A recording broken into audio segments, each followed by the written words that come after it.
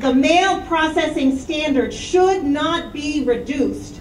And I implore our congressional delegation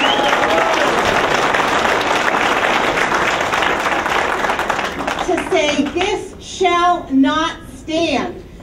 This is clearly, there is no question, if you reduce the service standards, what you are doing is you, as somebody mentioned before me, attempting to destroy this service from within so that it becomes a shadow of its former self. You will privatize it, you will profitize it, and it no longer is the U.S. Postal Service. As a clergy person, one of the things that I learn and I try to remember on a daily basis is thou shalt not bear false witness. And I'm not saying that anybody here purposely is lying. You're using talking points that have been given to you, but somebody is witnessing falsely when they say you can reduce the service standard and you're going to come up with those numbers on there about all that you're going to save and how you're going to thrive. You cannot reduce service standards and thrive. It is a road to destruction of the U.S. Postal Service as we know it, and it cannot stand. Thank you very much.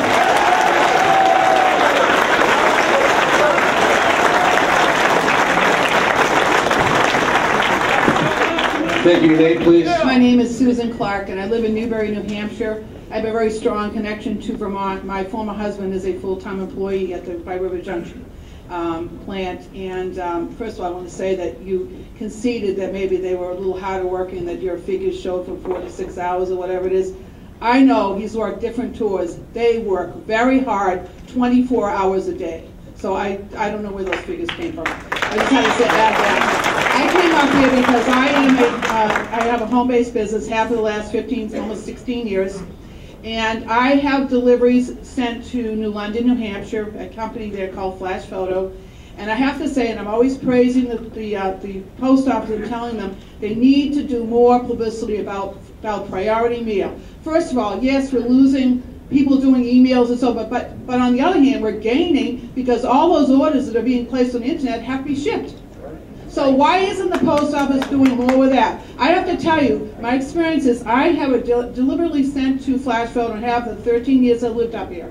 And the reason why in a central P.O. box is I get, when it's sent from my company, which is in Greensboro, North Carolina, which is the largest shipper in Greensboro, North Carolina, employ a lot of people, that I know that when it's shipped on Thursday, I will have that in my hands on Saturday. Now, if it goes to UPS, it's a week. So, who are they? You know, I'm serious. So why don't they do something about it? The other side of it is this. I'm a person, our company sends out our checks on Friday afternoons. We have a small rural post office in Newbury. I have it in my hands Monday, Tuesday at the latest. If this goes into effect, God knows when I'll see it. And that means I was backed up paying my bills and all that. And the last thing I want to say is, because I have a strong connection to my children, went to Vermont for colleges, and I've been up here a lot, I come up here a lot. All you have to do is ride around and see the devastation for the flood. How in the world can the post office add more insult to injury by doing this to all the employees here in By River Junction? Okay, Susan, thank you. Next, please. My name is David Briggs. I am a volunteer chairman of the Hartford Development Corporation. We deal with economic development by citizen involvement, and we're supported by the town of Hartford. We're proactive in and protective of the economics of our town, especially when it comes to jobs.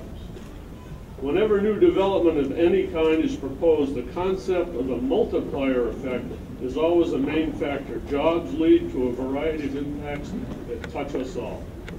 Once in place, the loss of jobs has a deep impact to the entire community, and none of it is positive. Reducing jobs is not viable for our community. If you have a productivity efficiency problem, don't move the jobs, find another way. My input to you tonight is you have an entrepreneurial challenge and an entrepreneurial opportunity. Don't take it out on the community by slashing jobs and bailing out. Thank you. Name, please.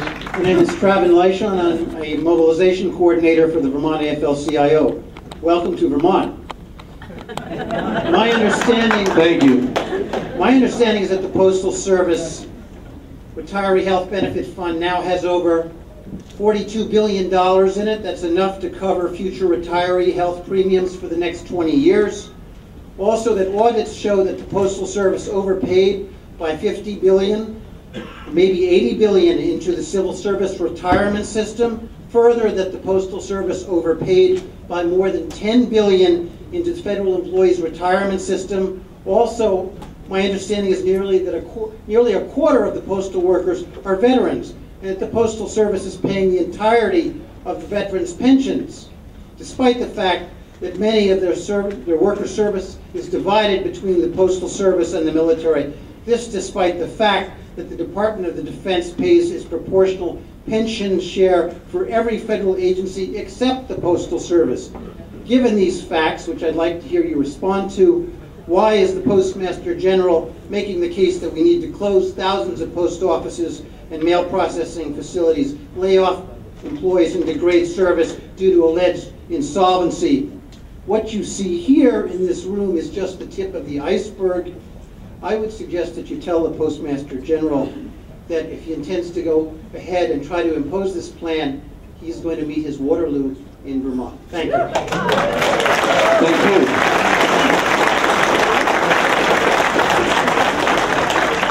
Next, please. My name is Jesse Davis. I am the officer in charge of the Sharon Vermont Post Office. I could not ask for a better staff or a better group of customers there. We keep hearing out of Washington, out of L'Enfant Plaza, cut, cut, cut, as our congressional delegation so aptly put. One word we haven't heard is innovation. For the last several years, we've been saying that email is killing us. I have one simple question. Why are we not having an email server that rivals Gmail or Hotmail? Why are we not a web hosting server that rivals GoDaddy? I don't know how much money you can make off of that. Thank you.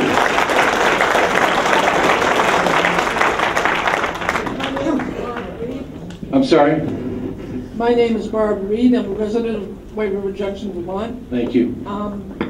I think it's real interesting that in 2006, when the post office started seeing declines in service, that it's also the same year that this law got passed that said that the post office had to pay $5.5 billion a year for 10 years to fund current and future postal workers to the year 2075. I'm not sure if everybody knows that.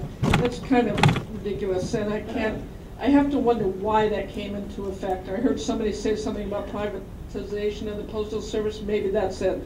And I'm here representing myself and not my company, but I have to say that I'm in the post office every day, and I get excellent customer service there from the front window to the people that pick up our mail. I would be lost without paying business mail every unit. And the other thing I want to say is that I never have to worry about the mail getting into my mailbox at home when there is mail, as opposed to my paper getting into the news tube. So, thank you all. Appreciate your comments. Thank you. Good evening. My name is Jill Charbonneau. I am a member of NALC Branch 521. I've been delivering parcels for the Postal Service at Christmas time since 1983. This year I notice I'm delivering parcels postmarked, priority parcels postmarked December 12th on December 19th, which I consider to be a serious erosion of service. Parcels postmarked December 19th, delivered on December 27th. I think that's a shame that that was not delivered by the 24th. And I understand you are from Maine?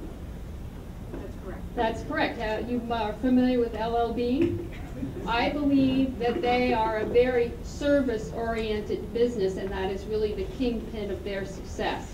I see the internet as a gold mine for the Postal Service, an absolute gold mine. And if the Postal Service would put some energy into that, the same kind of energy that they put into disrupting service and closing the post office into growing the business, we would be an incredible, successful story.